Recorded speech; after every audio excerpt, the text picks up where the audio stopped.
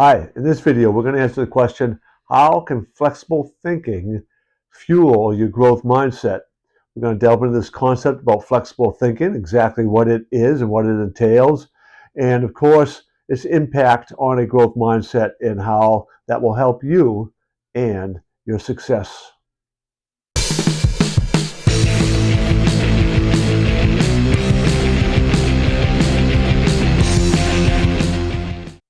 First part of this video, we're going to look at what flexible thinking is and why it matters. We're going to look at its connection to growth mindset in the second part and how they are kind of related to each other. Third part, we'll look at some strategies for developing flexible thinking. The fourth part of this, we're going to look at how it applies in the real world, how flexible thinking will benefit you in the real world. And of course, last, we're going to look at real life example of how flexible thinking and growth mindset kind of work together in a real life example. So flexible thinking is that ability to kind of think outside the box. If you think about what growth mindset, one of those key characteristics, those traits is, it's persist in the face of setbacks and learning from the successes of others. And both of those can play into flexible thinking, right? It's that ability to pull in more resources, pull in more and differing beliefs so you can begin to look at different perspectives on a situation or a problem. And by having more resources available, more perspectives, different views on things, then you can begin to ask better questions, which is another kind of aspect of this growth mindset. And those things will begin to allow you to become a better problem solver, which increases your value in the real world, right? Whether you are working for somebody else or whether you're an entrepreneur, ultimately we are trying to solve problems for people. We're trying to help our business solve problems for people. We're trying to help our employer either solve problems within the running and the structure of the business or the problems that the clients or customers had that we are trying to serve them. And flexible thinking is an essential ingredient for doing that. So this idea of flexible thinking is very in tune, very supportive of a growth mindset because it helps us to embrace challenges when we realize that we can think outside the box, when we can bring in other resources, when we look at a challenge and go, all right, wait a minute, I think I'm stuck here. How can I look at something different? When you begin to naturally ask better questions and try to think in different lights and get a different viewpoint, all those things fuel that growth mindset, right?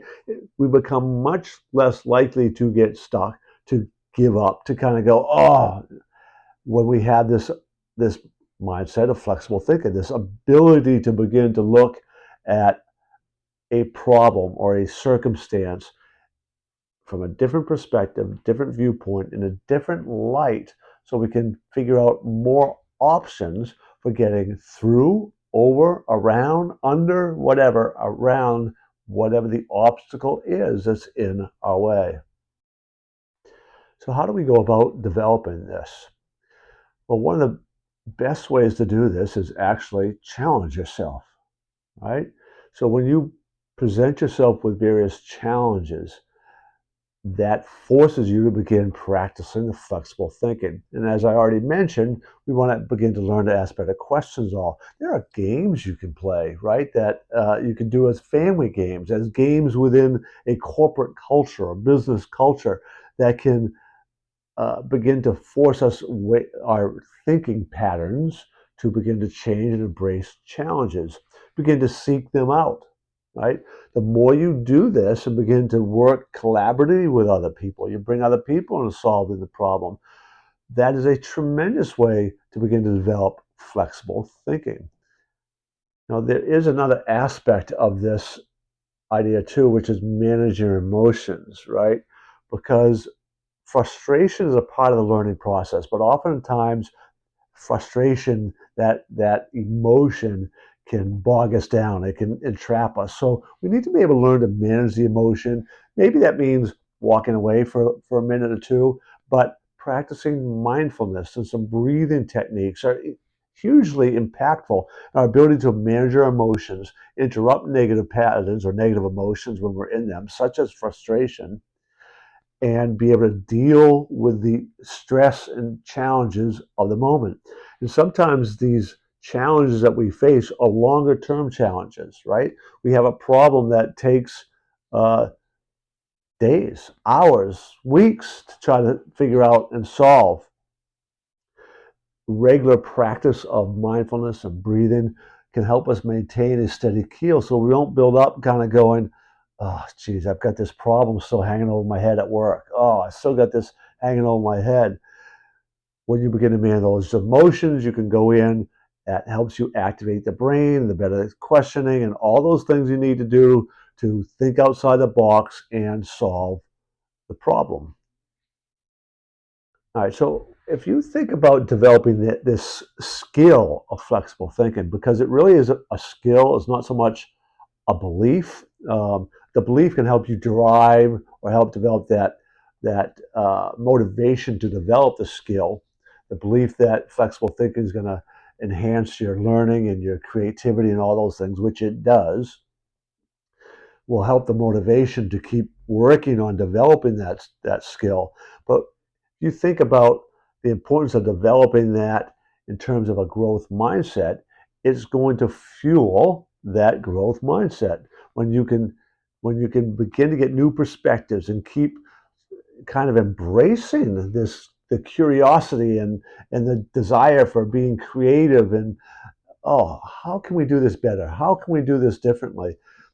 That's just going to almost force you to be able to persist in the face of setbacks, because that natural curiosity and that flexible thinking and those emotions that you've kind of been taking control of kick in, and uh, it just then begins to reinforce the growth mindset which we're working. So this idea of flexible thinking really is a skill that you want to develop in order to develop a growth mindset. So there are lots of examples in the entrepreneurial world, inventors and all, who use flexible thinking, right? One of the most famous ones, of course, which you'll probably hear me tell numerous videos, is Edison and his thousands of hundreds, thousands, whatever attempts it was to invent the electric light bulb, and constantly said, I didn't, right, fail. I'm just finding ways not to do it. So he was constantly thinking, all right, let's try this, that. Inventors of all sorts. There's one particular story I want to tell of the husband of a woman I've worked with for a number of years, who was an engineer at SAPI, which is South African Pulp Industry, I believe is what it stands for, but it was a paper company. And the problem, and this had been a long-term problem they had, they made paper for magazines, which is that glossy kind of paper. And people who read magazines want that paper. The problem with that paper is it takes vast amount of space for the paper to dry after it's been printed, because it's so glossy and the ink just doesn't like run through it. So that was a problem, very costly. So when this guy who's in charge of this project to try to figure out what can we do about that, he was at a conference with other chemical engineers, 3M conference, and talking to some who are in the textile industries and the wicking through moisture wicking textiles. And he went, oh, why can't we apply that to paper? Well, that's what they did. And that is a powerful example of flexible thinking. He was able to take something that was done in another industry, apply it to paper, developed a coating that go on the paper, or make that paper so that the ink would wick through most of it, saving a tremendous amount of ink and lots of space for drying. Great example of flexible thinking. As always, I encourage you to subscribe to the channel, check out our other videos. You might be particularly interested in the video, how long does it take to shift a mindset?